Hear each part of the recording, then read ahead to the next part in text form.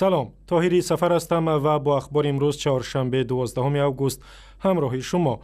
با هدف دور کردن جوانان از گروه دولت اسلامی، نمایندگان وزارت‌های تاجیکستان با 150 دانشجویی که در خارج کشور تحصیل می‌کنند ملاقات کردند.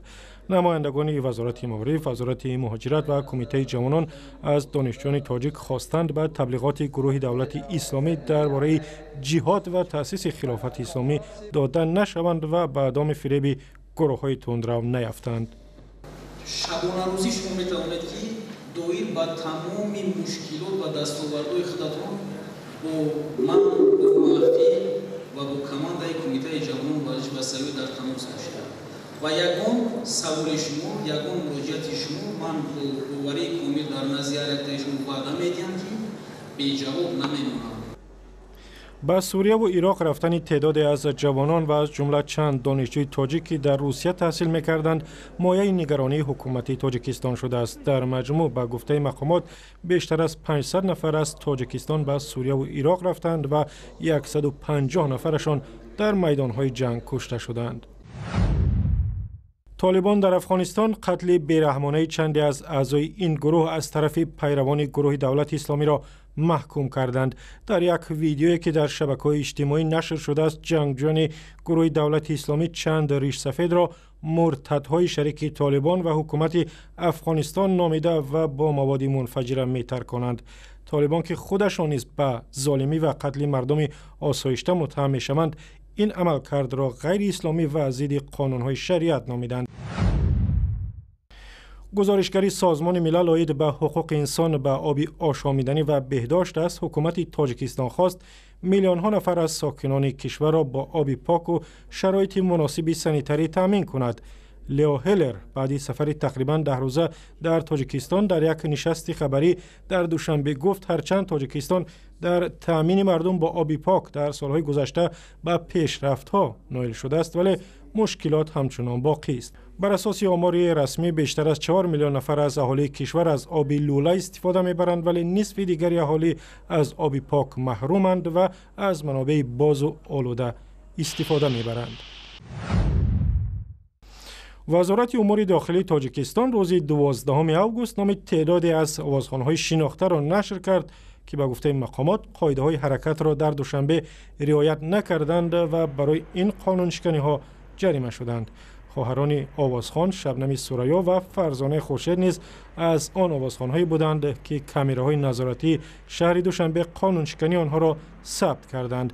به گفته وزارت، فرزانه از ماه نوامبر تا کنون برای 23 بار رعایت نکردن قاعده‌های حرکت 5000 سومانی جریمه شده است. افضل شاه شادیف را هم برای بی‌اعتنایی به قاعده‌های حرکت بیشتر از 2500 سومانی جریمه کردند.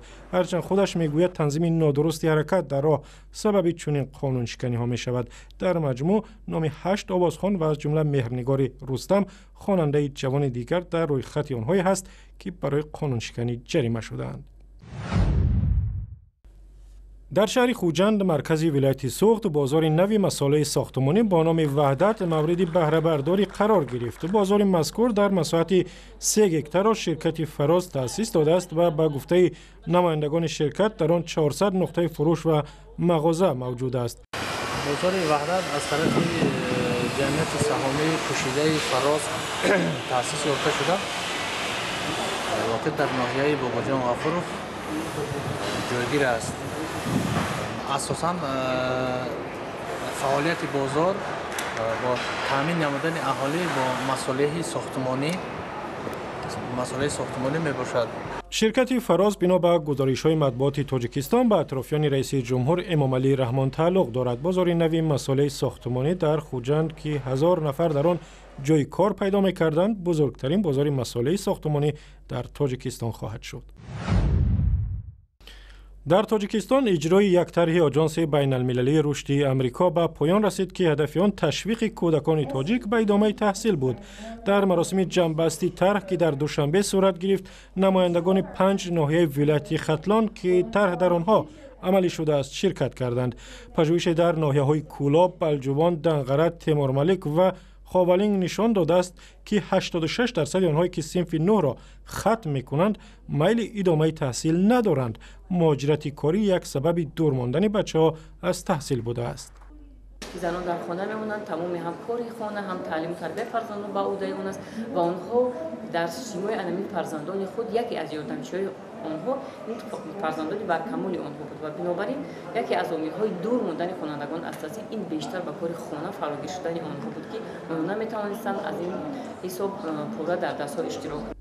آژانس رشد بین المللی امریکا برای بالا بردن سطح دانش کودکان در تاجیکستان چندین برنامه اجرا می‌کند و به گفته خود مقامات کشور 50% کودکان صنف 4 به قدری باید و شاید درست خوانده و نوشتن نمی‌توانند.